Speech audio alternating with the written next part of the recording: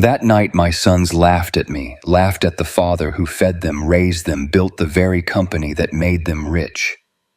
They thought they were mocking an old man. What they didn't know was that they were digging their own graves with every laugh. My name is Paul Harrison, and this is the story of how I buried the men who once called me Dad. If you're hearing my story right now, hit that like button, subscribe, and tell me in the comments where you're listening from, because I need to know how far my revenge has traveled. That night my sons laughed at me over the dinner I cooked with my own trembling hands. The sound of it, 3 grown men laughing, didn't echo like joy. It cracked through the walls of that little house in Decatur like thunder, sharp and ugly. I'd spent all afternoon stirring gumbo in my mother's old cast-iron pot, slicing the sausage just the way my late wife used to, humming to keep my heart from shaking. The table was set with the same faded linen we'd bought 40 years ago at a thrift shop on Glenwood. I thought it would remind them of family. I didn't know it would become the stage for my humiliation. Caleb arrived first, driving that shiny black Tesla that screams success before the man inside even steps out. He didn't knock, just strolled in like he owned the place. "Dad," he said, scanning the room with that patronizing smile, "you really went all out. I didn't know you still had the energy for all this." Marcus came next with his Bluetooth still in his ear, talking about numbers, deals, clients. Always about money. Ethan trailed behind, quieter eyes darting from me to the floor. He was the only one who still pretended to respect me. They brought their wives, of course, all heels and fake perfume, their laughter too sharp for a humble kitchen like mine. The grandkids sank into the couch, their faces buried in glowing screens. Nobody asked how I'd been. Nobody noticed the framed picture of their mother on the counter, her gentle smile watching over us like a ghost. I pulled the cornbread from the oven, the butter melting into golden cracks, and said softly, "Dinner's ready." Caleb clapped his hands once loud. "All right, folks, let's eat before Dad burns it." They laughed. I smiled. It was easier than fighting. We sat around that table, me at the head as always, but somehow I felt like a guest in my own home. They talked about their promotions, their new titles, the bonuses they were expecting. All at the same company, Harrison and Cole Realty. I knew that company better than anyone alive, but to them I was just the old man who couldn't keep a job past retirement. Caleb raised his glass of Merlot. "To success," he said, smirking at his brothers. "To moving up and to the people who raised us to work hard." Marcus chuckled. "Yeah, even if some of us don't understand how the business world works." Ethan tried to change the subject. "Dad, this gumbo's really good." But Caleb wasn't done.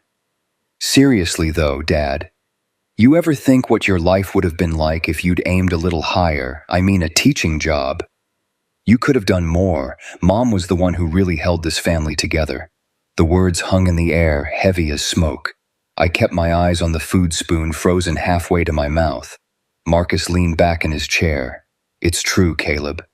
I remember when Dad used to lecture us about saving money, and he didn't even have a 401k. More laughter. My fork hit the plate with a soft clink. It wasn't the first time they mocked me, but that night, something in their tone, something cruel and deliberate, cut deeper than usual. Maybe it was the wine, maybe it was the arrogance success brings, but they weren't joking anymore. They were performing. For each other. For their wives, and for some twisted satisfaction I couldn't recognize. Ethan cleared his throat. "Guys, come on, don't do this." Caleb waved a hand. "We're just talking, little brother. Dad knows we love him, but at some point he's got to face reality. You're not getting any younger, old man. Maybe it's time to start thinking about options." "Options," I repeated quietly. Marcus nodded, lowering his voice like he was doing me a kindness. "You know, like a senior living place, something with medical staff, safer than living alone in this neighborhood. There's been break-ins around here." My heart thudded once, slow and heavy. I looked around that table, 3 men I'd raised, fed, clothed, disciplined, and saw strangers wearing my sons' faces. Caleb tapped the table with a manicured finger. "We've been looking at a place called Oakview Gardens. It's nice. Affordable. About $2,500 a month, but we'd split it 3 ways. You'd have your own room activities nurses. It's not a nursing home, it's modern. You'd like it. His wife chimed in, smiling sweetly. You'd make new friends, Mr. Harrison. People your age. You wouldn't have to worry about bills. Bills? I almost laughed. Who'd handle the house, I asked. Caleb grinned. We'd sell it, of course. The market's up. It'd be stupid not to. Marcus already ran some numbers. Marcus straightened proud. Yeah, we could probably get 400 grand easy.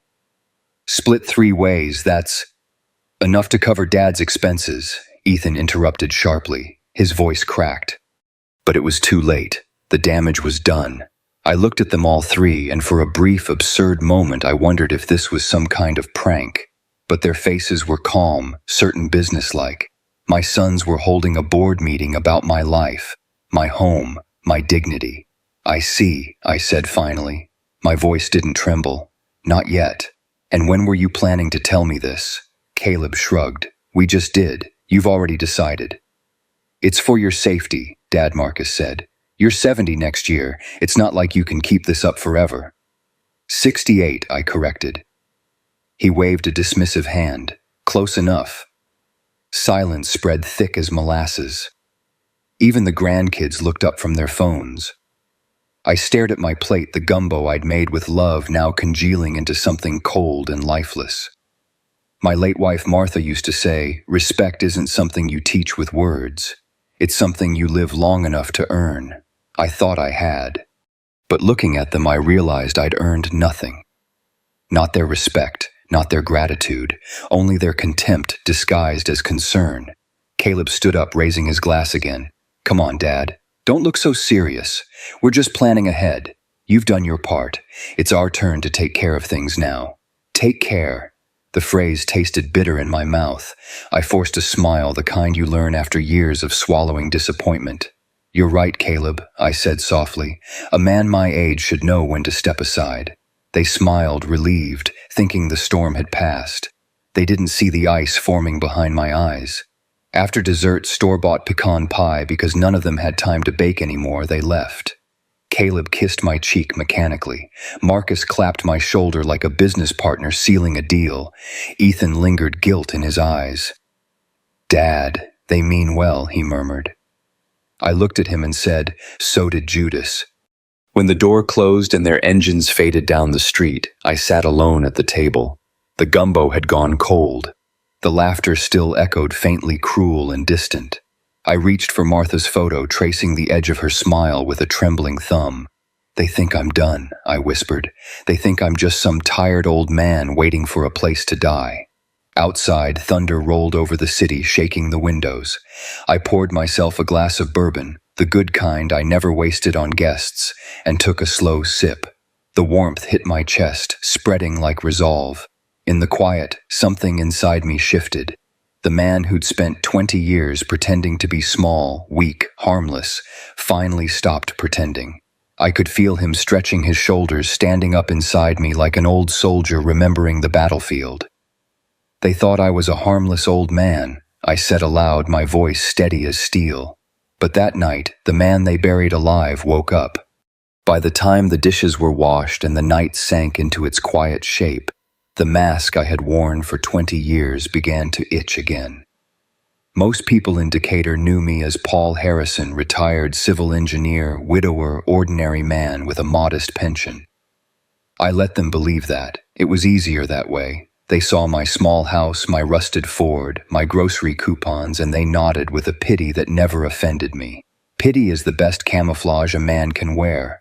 What they didn't know was that once long ago, my name had hung on glass doors 40 stories above Peachtree Street, Harrison and Cole Realty. The name that now glittered on my son's business cards used to be mine. Clarence Brown and I built it from nothing, 2 black men in the late 80s hustling through banks that wouldn't loan us a dime and clients who'd rather deal with white developers. We clawed our way up one property, one handshake at a time. By the late 90s, we were sitting on a $60 million empire spread across 5 states. Back then, I still believed in hard work, loyalty, family, the kind of things you carve into stone because you think they'll never erode. Then came 2004. Martha's laughter had already grown thin that year. She'd been watching our boys change the new cars, the name dropping, the greed seeping into their smiles. Caleb bragged about commissions he hadn't earned. Marcus lied on tax filings for efficiency. Ethan, the youngest, pretended not to see any of it. Martha said one night, "Money's turning them hollow, Paul. You can't see it because you built the walls they're hiding behind."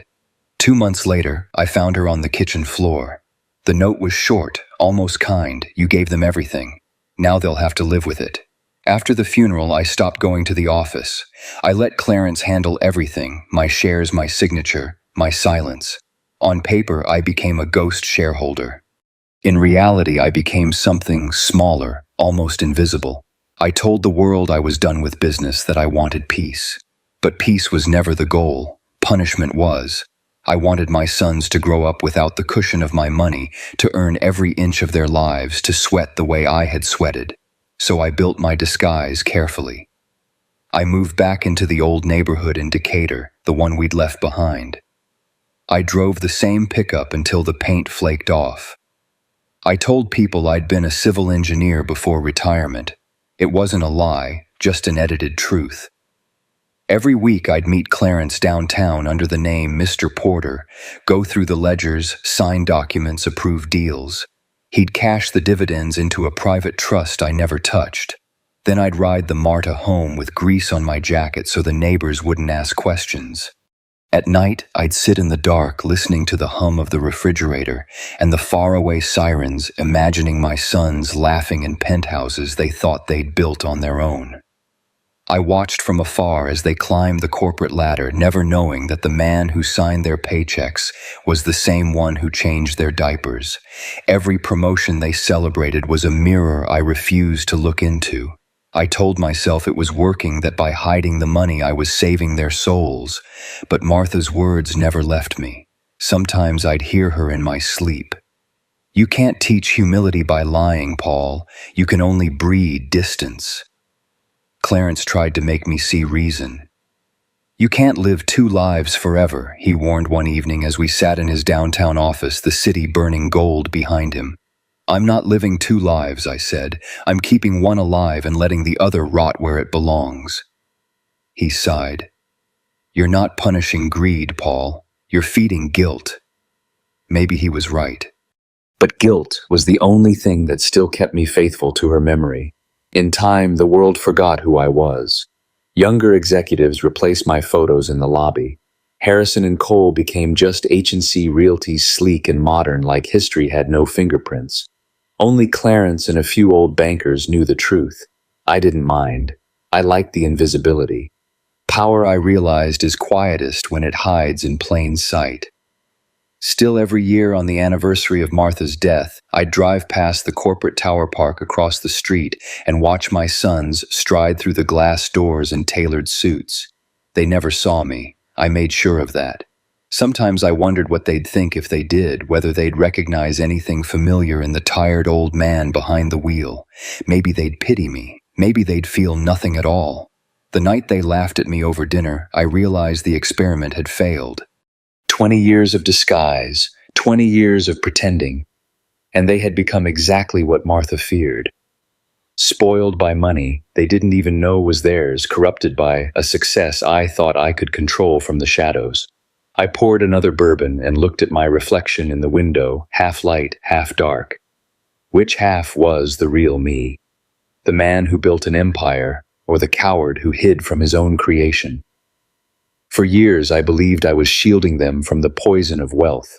But as I watched their smirking faces fade from memory, a darker truth settled in. I thought I was protecting them from greed. But maybe I was just protecting my own guilt. When Caleb called 3 days later, his voice was smooth, almost cautious. The kind of tone you use with someone fragile. "Dad, can you come by the house this weekend? We need to talk." The three of us. For a moment, hope sparked in my chest. Maybe they'd realized how cruel that dinner had been. Maybe they wanted to apologize to make things right. I even ironed my best shirt, the blue one Martha said brought color back to my face. I stopped by the bakery on my way to Caleb's and bought a pecan pie. Foolish old man, I thought forgiveness still meant something. Caleb's house sat in a gated community outside Alpharetta, all glass and gray stone, the kind of place where even the mailboxes looked expensive. When I rang the doorbell, he greeted me with a practiced smile. "Hey, Dad, come in, come in. Marcus and Ethan are already here." The living room smelled like lemon polish and money. My 3 sons sat on the sectional couch, their expressions tight. The TV was off, even the grandkids were gone. A family meeting, Caleb had called it. I set the pie on the counter. "You boys look serious. What's this about?" Caleb gestured for me to sit. "Dad, we've been talking. We're worried about you." "Worried," I repeated. "About what?" Marcus folded his hands like an accountant preparing bad news. "About your living situation. That neighborhood's getting rough, and that house, well, it's too big for one person." I laughed softly. "That house raised 3 of you and still has room for my ghosts." Ethan looked down silent. He wouldn't meet my eyes. Caleb leaned forward, voice full of corporate empathy. "Dad, this isn't an intervention. It's a plan. We think you'd be happier somewhere safer, somewhere with people your age, activities, medical staff on site. You deserve that kind of comfort." I already knew where this was going, but I let him play it out. Marcus reached for a folder on the table and slid it toward me. "We found this place, Maplewood Senior Community. It's clean, modern, affordable. They've got nurses 24/7 and weekend recreation. It's $700 a month, and between the 3 of us, that's nothing. We'll cover it." I opened the brochure. Smiling elders playing cards, bright rooms, sterile smiles. "That's generous," I said quietly. Caleb nodded, mistaking my stillness for gratitude. "It's for your own safety, Dad. You'll make friends there, have your own routine, and we won't have to worry about you being alone all the time." I looked up at him. "And my house." A flicker passed between the 3 of them. Marcus cleared his throat. "We talked about that too. It's standing empty most of the time, and it's still in Mom's name. Legally, it complicates things. We thought we could sell it, use part of the money to cover your expenses, and set aside the rest for, future needs." I let the words settle in the room, cold and deliberate. Future needs, meaning their future. How thoughtful, I said. Ethan finally spoke, his voice barely above a whisper.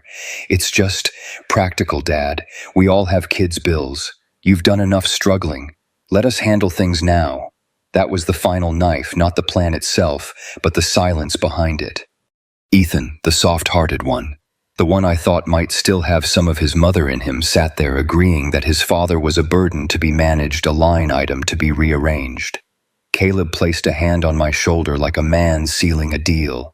"You've earned some rest. Let us take it from here." "Rest," I repeated, staring at his perfect manicure. "You mean retirement from life?" He chuckled, missing the venom entirely. "Come on, Dad, don't be dramatic. Think of this as simplifying things." Simplifying. That's what they called erasing someone while he was still breathing. I looked around the room, the polished wood, the chrome fixtures, the photographs of their smiling families, and realized every piece of it had been built with bricks I laid decades ago. The company that paid for their luxury, the firm that gave them status, the life they flaunted, all of it, had my fingerprints under its foundation. They were planning to sell my home, a home paid for by the very empire they believed they'd built on their own. Caleb clapped his hands softly. "So what do you say, Dad? We could have you moved in by next month. Maplewood's got a few openings." I smiled then, slow, tired, the kind of smile that hides gunpowder. "I appreciate you boys looking out for me," I said. "Truly, but let me think about it." "Of course," Marcus said, relief flooding his face. "Take your time. There's no rush." I stood, slipping the brochure back into the folder. "You've already rushed enough for all of us." As I walked toward the door, I noticed Ethan watching me, guilt flickering behind his eyes. I almost said something, almost gave him one last chance. But pity is the last mercy of fools. When I stepped outside, the sun was setting, cutting the sky in half, one side gold, the other ash. I stood there breathing in the air of their perfect neighborhood, thinking how small and clean betrayal can look when wrapped in good intentions. They wanted to put me in a community somewhere I could be managed, boxed, and forgotten. They wanted to sell my wife's house. My house. I looked back at their shining windows and thought of Martha's voice again. You built everything they're standing on. I got into my truck, started the engine, and let the low rumble settle something deep inside me. They wanted me out of that house, but they had no idea whose house they were selling. The next morning I drove into downtown Atlanta, under a fog that looked thick enough to swallow regret. The truck's engine coughed the whole way, an old habit I'd never fixed like most things in my life. When I reached Peachtree Tower, I parked in the underground garage I'd once designed on paper 30 years ago. Nobody looked twice at an old man in a wrinkled jacket walking toward the elevators. Invisibility has its privileges. I hadn't been to the 43rd floor in nearly 2 decades. The gold letters on the glass door still read, Brown and Whitaker LLP, but the only name that mattered was Clarence Brown, the last man alive who still called me partner. He looked up when I stepped inside. Well, I'll be damned, he said, standing to shake my hand. You finally crawled out of that cave of yours. Couldn't sleep, I replied. Got ghosts knocking. He poured 2 coffees from the French press on his desk. I heard there was a situation with your boys. I smiled without humor. News travels fast. When humiliation's involved, it always does. He studied me a moment. You planning to let it slide? That's when I told him everything. The dinner, the laughter, the plan to sell my house, the brochure for Maplewood Senior Community. Clarence didn't interrupt. He just listened, his fingers steepled under his chin like a judge hearing a confession. When I finished, he leaned back in his chair. Paul, he said quietly, if you go down this road, there's no turning back. I met his gaze. I'm not looking for revenge, Clarence. I'm looking for justice. He exhaled through his nose the way he used to before closing a difficult deal. Justice is just revenge with a dress code. But fine, what exactly do you want? I want to see who my sons have become, I said. Not the stories they sell at Sunday dinners. The truth. He nodded slowly. Then you'll need access. Within an hour, Clarence reactivated my founder's credentials buried deep inside Harrison & Cole's system, invisible to anyone but him. My name wasn't on the company's website, not even in the archives, but the signature code remained. I'd built the company's first digital backbone myself, back when file storage meant tapes the size of bricks. Clarence pulled up the terminal, entered a few commands, and handed me a secure flash drive. This opens every department server. Financials, legal, HR, project files. But Paul, once you start looking, you can't unsee what you find. I stopped unseeing the night they laughed at me, I said. He handed me another document, an authorization letter under the corporate subsidiary H&C Consulting, my silent holding. Sign this. It gives me power to hire outside investigators and internal auditors under the guise of a compliance review. No one will suspect it's connected to you, I signed. My hand didn't even tremble. By noon, the wheels were already turning. Clarence's team contracted a private investigator out of Savannah, an ex-cop named Delaney who specialized in quiet surveillance. Another firm began a forensic audit of executive spending and land acquisitions. Meanwhile, I started my own fieldwork. If I'd learned anything from a lifetime in real estate, it was that the truth hides in habits. I began with Caleb. Every Friday, he left the office early, claiming regional site inspections. The tracker app Clarence installed on his company phone told a different story. Half those inspections ended at the same rooftop bar in Midtown, where he spent corporate funds entertaining city zoning officials. On paper, it looked like client relations. In reality, it looked like bribery wearing a good suit. Marcus was easier to follow. His life revolved around numbers, but the math didn't add up. Restaurant bills coded as team lunches were charged at high-end steakhouses where no receipts ever matched the guest count. His expense reports bloated with travel reimbursements, though he hadn't been on a plane since March. And Ethan's sweet quiet. Ethan kept odd hours at the office, but his pattern wasn't greed. It was fear. He spent nights deleting archived emails, cleaning up paper trails that weren't his. I didn't know if he was covering for someone or protecting himself. But guilt has a rhythm you can almost hear. After 2 weeks, the data started to converge into a picture I didn't want to see. Clarence called late one evening, his tone grave. "You'd better come in," he said. When I arrived, he was standing by the projector screen, folders open across his desk. The audit flagged something he said. Caleb's Division 3 land acquisitions in Fulton County, each deal inflated by roughly 15%. The overage money went through a shell account registered under a vendor called Riverside Holdings. "Never heard of them," I said. "You wouldn't. It's fake." "Guess whose name is on the registration?" I waited. "His wife's cousin. Lives in Macon. Zero real estate experience." Clarence zoomed in on the spreadsheet. The paper trail was clear as sunlight. Caleb had been skimming off public development contracts, pocketing hundreds of thousands under the table. I stared at the numbers, each one a betrayal dressed in black ink. "I had gone looking for proof of disrespect," I said quietly. Clarence looked at me, and I closed the folder. What I found was a crime. For 2 weeks, I played my part to perfection, the harmless old man who couldn't remember passwords, who still balanced bills with a calculator and squinted at the numbers like they were written in another language. Nobody suspected that every night that same old man sat in front of a secure laptop connected to the heart of a $60 million company. By day, I wore cardigans and shuffled through the grocery aisles, making small talk with the cashier about coupons. By night, I became someone else entirely, the man my sons had never known, the man who built Harrison and Cole from dust and willpower. Clarence had given me the keys to the vault, and I used them carefully. The first discovery came easy.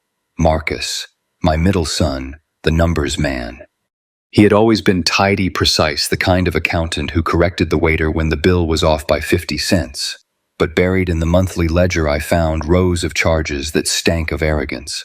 $425 at Morton's Steakhouse labeled Team Lunch, $278 at the Apple Store Office Electronics, $1 or $100 in gas reimbursements for a car registered to his wife.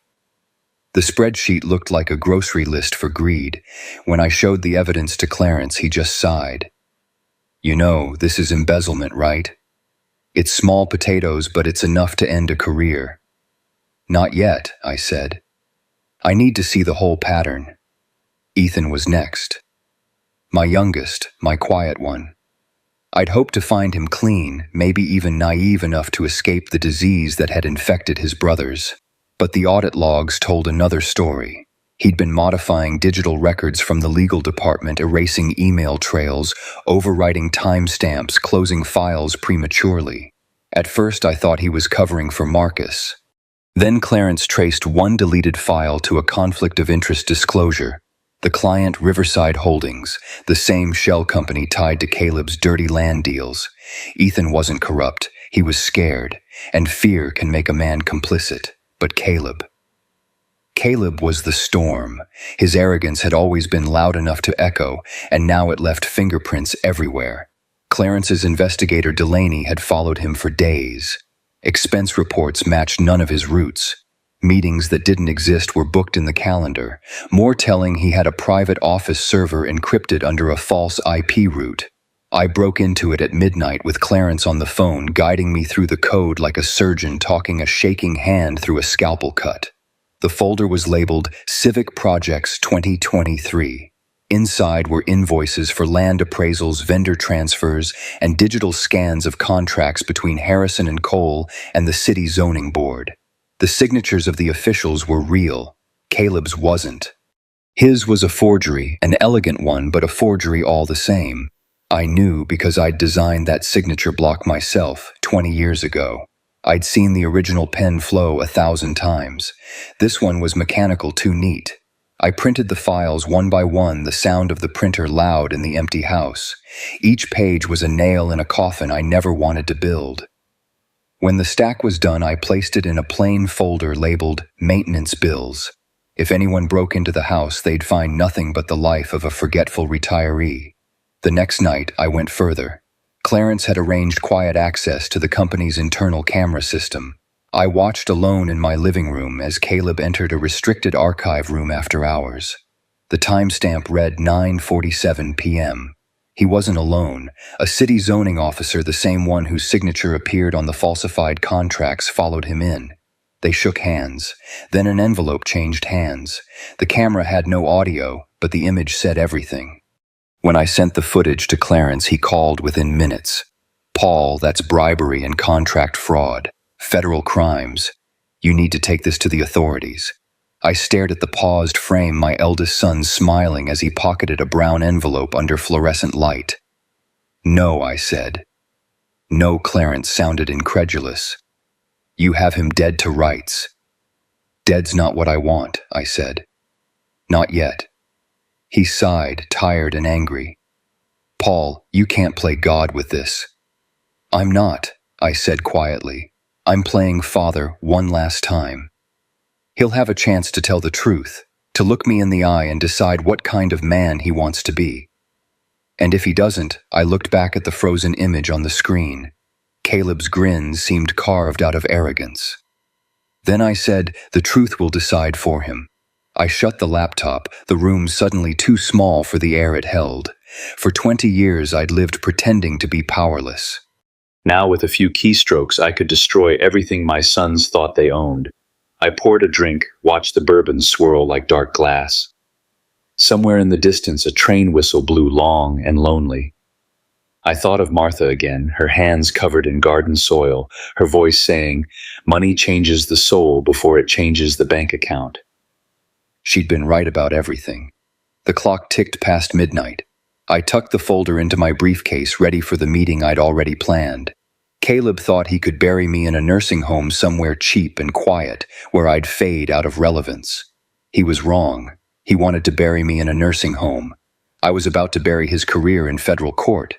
They thought I'd called them to discuss their mother's inheritance. That was the bait, and they took it whole.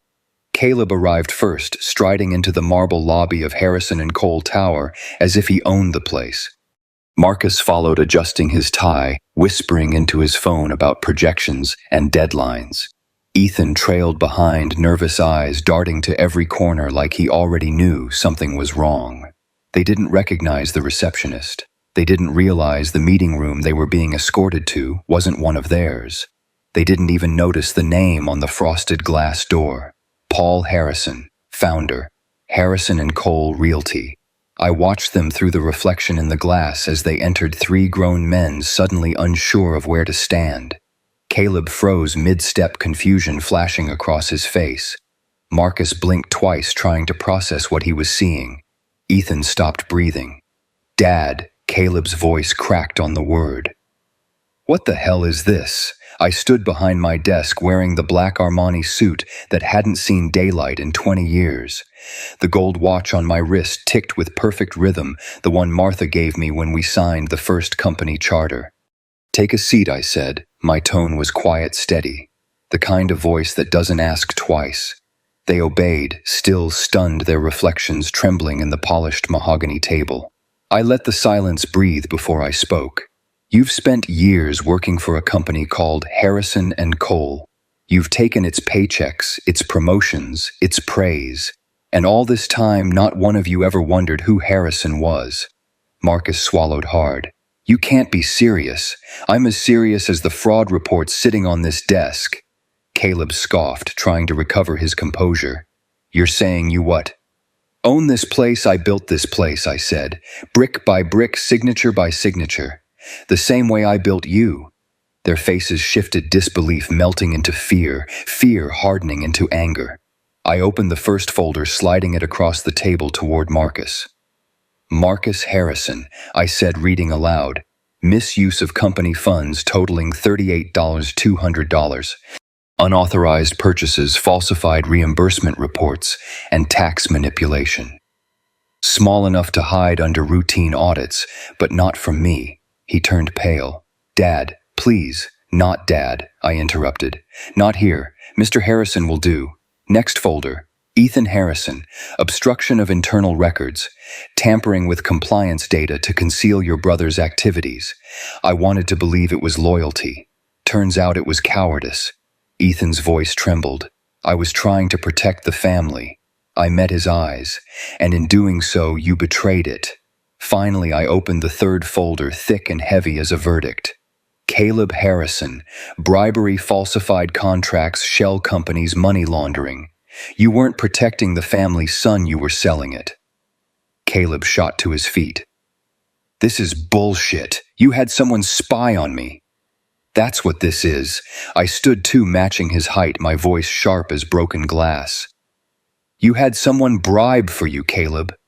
Don't confuse surveillance with consequence. He slammed his palm on the desk. You set us up.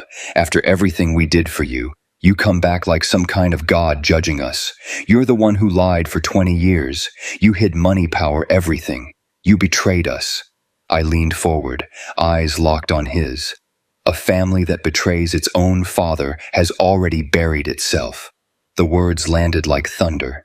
Marcus looked down at his shoes. Ethan covered his face. Caleb stared at me, chest heaving. Clarence entered quietly from the adjoining office, a folder in his hand. All formalities are prepared, he said. Termination notices signed and notarized. Caleb turned to him, stunned. You're in on this too, Clarence didn't blink. I've been in on this since 1989. I slid the 3 envelopes across the desk, white paper, gold seal. Effective immediately, I said, you are terminated from Harrison and Cole Realty. All corporate privileges revoked. Your access cards are canceled. Security will escort you out. Ethan broke, first tears slipping down his face. Dad, please, don't do this. We can fix it. You've already fixed enough, I said quietly. Now you'll live with what you broke. Marcus tried reason. This will destroy us. No, I said. This will define you. Caleb's fists clenched. You think this makes you righteous? You're just an old man with too much pride. You killed this family. I looked at him steadily. No, Caleb. You killed it the night you tried to sell your mother's house for profit.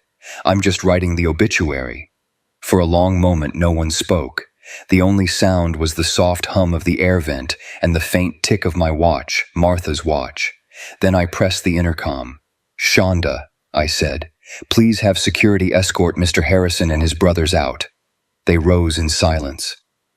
3 men stripped of every illusion they'd ever held. Caleb paused at the door, his face red with fury. You'll regret this, he hissed. I didn't look up. I already have. The door closed. The sound echoed like the end of a prayer.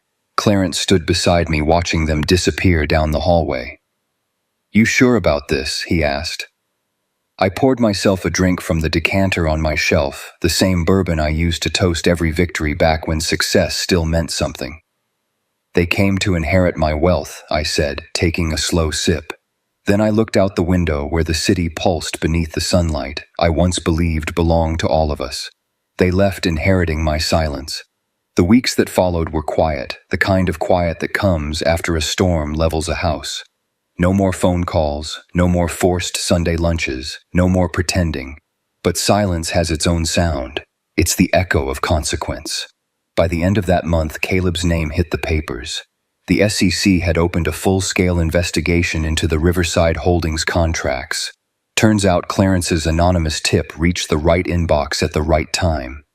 Within days, federal agents raided Caleb's office, seizing hard drives, invoices, and a laptop he'd tried to erase. He was suspended pending inquiry. 2 weeks later, the city zoning officer he bribed confessed. The Evening News ran his mugshot like a slow eulogy, regional vice president of Harrison and Cole Realty, under federal investigation for bribery and fraud. The comments online were merciless. Former colleagues, clients, friends all vanished overnight. His perfect smile gone from social media. His wife filed for separation within a month. Marcus didn't fare better. The finance world feeds on reputation, and his was already bleeding. Word spread that he'd falsified records. He was blacklisted by 3 firms before the year ended. The house he'd refinanced to cover his debts slipped into foreclosure. He tried to call once. I didn't answer. Some lessons you learn by losing the dial tone. Ethan, the youngest, the softest faced, the slowest fall, and maybe the hardest one. His marriage cracked under the pressure. His wife couldn't handle the shame or the bills. She took their son Noah and moved to her parents in Tennessee. Ethan kept sending me letters, apologies written in looping script, most of them unopened. Clarence asked me one afternoon, "You ever regret it, Paul? The way you ended things?" I looked out the window at the skyline, the city I'd built piece by piece. "No," I said. "But I regret the years I let them treat me small." With the dust settling, I turned to what Martha had always wanted, something good to outlive the pain. I met with Clarence and signed the papers to create the Harrison Dignity Foundation, a trust dedicated to housing and caring for elderly people abandoned by their families.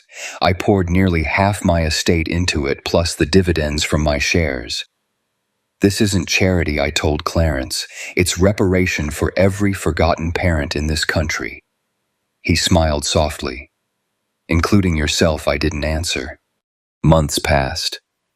The foundation opened its first senior home in Decatur, clean, sunlight-filled, run by nurses who called the residents by name. I visited every Sunday, shaking hands with men who looked like me, weathered, forgotten, still proud. Then one day, the receptionist knocked on my office door. "Mr. Harrison, there's a young man here asking to see you, says his name is Noah." It took me a moment to place it. Ethan's boy. My grandson, 16 now, maybe 17. The last time I saw him, he was still too young to hide his boredom at family dinners. "Send him in," I said. He walked in wearing a school hoodie and nerves. Tall, thin eyes, too old for his age. "Mr. Harrison," he said, not Grandpa. His voice trembled. I came to say I'm sorry for what I asked," leaning back. "For my dad, for all of them. He said I shouldn't come, but I wanted to." He swallowed hard. "He told me what happened. He said you gave up on the family. But I think maybe they gave up first." Something in my chest tightened, not anger, not sorrow, something quieter. Hope maybe wearing rags. "Why are you really here, Noah?" He hesitated. "I want to help. Whatever this foundation is, I want to be part of it. I don't want to be like them." I studied him for a long time. The sincerity, the guilt, the hunger to prove something different. I'd seen those eyes before in a mirror 40 years ago. "You think helping old folks will fix what's broken?" I asked. He shook his head. "No, but maybe it's a place to start." I nodded slowly. "You'll work Saturdays at the Decatur Center, 6 hours a day. You'll serve meals, clean floors, listen to the stories nobody else wants to hear. You'll earn nothing but blisters and perspective. If you still show up after a month, maybe we'll talk again." He smiled, small, uncertain, but real. "Deal." When he left, I sat alone in the office, the sound of the door clicking behind him, like the beginning of something new. Martha's photo sat on the shelf, the sunlight catching her smile. Maybe I whispered to her redemption skips a generation. A year passed. Not quickly, not mercifully, but the way grief moves when it no longer surprises you. Spring had come and gone twice over the lawns of the Decatur home, and every morning I still woke before dawn, made my coffee, and read the mail at the kitchen table Martha once polished, till it shone like pride. Most days it was bills, donation requests, and newsletters from the Harrison Dignity Foundation. But sometimes an envelope arrived with handwriting I knew too well. The first came from Ethan. The paper was lined, the ink pressed deep like he'd written it slowly, as if each word hurt to admit. "Dad, I know silence has been your answer, and maybe I've earned that. But I can't stop thinking about that day in your office, the look on your face when you said nothing at all. I've tried to rebuild to be better. I teach at a community college now part-time. I volunteer on weekends with Noah. He says you still work harder than all of us combined. I don't expect forgiveness. I just hope you know I finally understand what you were trying to teach us. Love, Ethan." I read it twice, then a third time. The handwriting had steadied since his younger days, more measured, more weary. I sat there with it for a long while, then pulled a single sheet of paper from the drawer and wrote my reply. "Understanding is not enough. Change is, no signature, just truth." I sealed it and left it on the doorstep for the mail carrier. The next envelope was from Marcus. It was longer, full of anger dressed as reason. You humiliated us. You ruined everything. You think you're righteous, but you destroyed your own bloodline over pride. Caleb's facing charges. I've lost everything. Was that your lesson? That family means nothing compared to your ego. I didn't finish it. Some men mistake self-pity for logic. Marcus had made a career out of it. I dropped the letter into the fireplace and watched it curl, blackening into ash. Caleb never wrote, but his name filled the papers again. Harrison and Cole, executive faces, criminal indictment. Clarence brought me the file one evening, his face drawn. The SEC's case is solid. Wire transfers, shell companies, witness testimony, it's all there. But they need you to testify. You're the original founder, Paul. You can confirm the document's authenticity. I stared at the folder without opening it. Would my testimony put him away? Yes, Clarence said quietly. 3 to 5 years, maybe more. Outside, the night pressed against the window, soft and heavy. I thought of the little boy. Caleb used to be the one who'd climb onto my shoulders to watch fireworks, shouting, "Higher, Dad!" I can see everything from here, and now here we were, a father and son standing on opposite ends of justice. Do they know you're still involved? I asked. No, to the world you're just a retired man who disappeared. I nodded. Maybe that's for the best. Clarence sat down, lowering his voice. Paul, listen to me. If you stay silent, he might walk free. The others, the people he bribed, they'll bury the truth under deals and loopholes. The only thing that keeps this clean is you. I looked at him, the old friend who'd seen me through every rise and every fall. And if I testify, he hesitated. You'll destroy what's left of your family. Ethan's just starting to rebuild. Marcus is barely afloat. And Caleb, well, you'll take away his last chance at redemption. I leaned back the chair, creaking under my weight. There's no redemption without truth, Clarence. You taught me that, he sighed. You always said justice was simple. Turns out it's never simple when it wears your son's face. I didn't sleep that night. I sat by the window watching rain trace slow lines down the glass. My house was quiet, the kind of quiet that feels like judgment. On the wall, Martha's photo smiled that same knowing smile, part sorrow, part forgiveness. I whispered to her, what would you do, love? Would you save him or make him answer? The rain didn't answer. The subpoena arrived 2 weeks later, black print, white paper, official and cold. United States, Voorhees, Caleb Harrison. I folded it neatly, placed it on the table beside my coffee, and stared at it until the morning light turned it gold. For 20 years I'd hidden behind false humility, convincing myself I could protect them by pretending weakness. Now, for the first time, power was mine again, and it tasted like ash. I thought of Ethan's letter, his shaky hope, of Marcus's anger, of Caleb's silence. And I realized the truth was simple after all. A father can love his son and still bear witness against him. Because love without accountability isn't love, it's surrender. I stood straight in my jacket and looked one last time at the subpoena. For the first time, justice and fatherhood stood on opposite sides of the same courtroom. The courthouse smelled like old paper and sweat, the scent of too many stories ending in the same place. United States v. Caleb Harrison. Hearing it spoken aloud still felt wrong, like the syllables didn't belong together. A father's name and a son's name tied by blood and separated by a word like verses. I sat on the wooden bench waiting for my turn to be called.